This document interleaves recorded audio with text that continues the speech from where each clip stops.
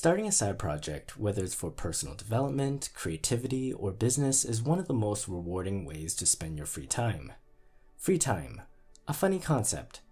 In a day, there's not much of it, but add it up over the course of a year and there's a lot you could do. In a day, you won't notice much, but in a year, you can look back and see spectacular progress. In a year, that is, if you start now. Many think starting is the hardest part. I disagree. Starting is exciting. Starting is full of hope. Starting is fun. Starting is the second hardest part. The first hardest part is continuing after things get tough. A month in, and you may tire of staying up an extra hour or waking up early to make the most of your free time. Free time isn't free after all. It comes with a price, and paying that regularly will make quitting something you constantly debate. Winning that debate? That's the hardest part. In the past year, I embraced the side project. In doing so, I've learned a few things. Some hard skills like narrating an audiobook or drawing in Photoshop, but also some soft skills such as time management and burnout prevention. These soft skills have enabled me to find time and stay motivated, making my side project a key part of my life, a habit ingrained in my very being. If you're thinking of starting a side project, here are a few tips in developing a process so when the excitement fades and the going gets tough, it'll catch you and keep you moving forward. Develop a schedule. From March 28 to November 14, 2020, I published 34 videos documenting myself typing The Great Gatsby. Before I started the project, I knew the possibility of me giving up was very high. For the first few episodes, I was looking forward to typing and recording my process, but after the 5th episode, with many more to go, I couldn't wait for it to be over. In order to avoid collapsing and giving up on the project, I decided to publish weekly, every Saturday.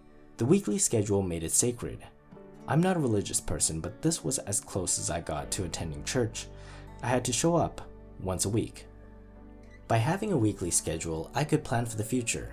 Once you plan for the future, you can anticipate how your week is going to go and ask yourself, when am I going to do it? The time for me was often after work on Friday.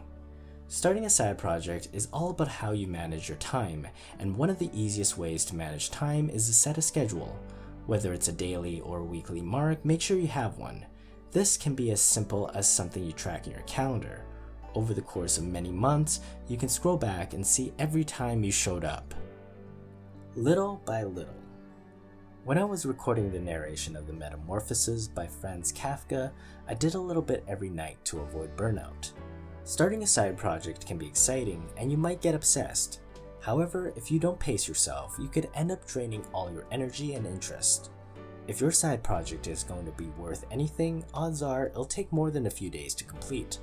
Therefore, doing little by little, bit by bit, day by day, you can get the project to the finish line. Spreading your project out through the course of time also allows you to develop a relationship with it. It becomes a phase you go through, a season you can reflect on. When I was recording The Metamorphoses, I knew I could find a day, hunker down, and record the whole book. If I did that, I would only have one recording session, and that would only be one chance to learn, try, and do. Instead, I chose to record a couple paragraphs each day and edit it in batches. Each recording session was a whole new experience with its own challenges, and by overcoming new challenges each time, I learned more. The more times I did it, the more I learned. This experience was the real metamorphosis. Use a list.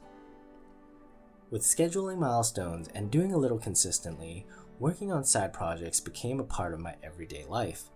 Once something becomes a part of your everyday life, you'll find that you may not have the same amount of free time every day. There are some days where you just need to do. Less thinking, less brainstorming, just do. My advice when anticipating busy or tiring days is to have a list prepared. Work off of a list so that you know what you need to get done today, tomorrow, and maybe even a week from now. Earlier this year, I wanted to improve my digital illustration. This was an extracurricular activity that I might not have ample time for every day, yet it was something I wanted to do daily. Drawing Pokemon allowed me to follow a list, which enabled me to practice without having to be inspired. I didn't need a muse, I only needed to know which Pokemon was next on the list to draw. Pokemon is an easy choice because all those critters are numbered.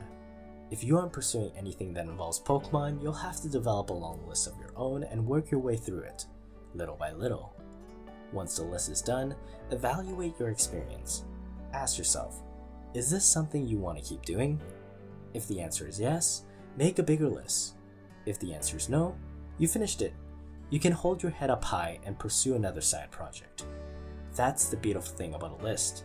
Eventually, if you're disciplined with your scheduling and your little by little, you'll get to the end.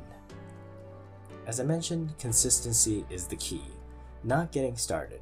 However, in order to remain consistent when things get hard, how you start and how you prepare will make all the difference. So remember, make a schedule, pace yourself, and follow your list. Before you know it, time will pass and your side project will be done. What side project are you working on? Let me know in the comments below, and for more videos on writing and the creative process, don't forget to subscribe.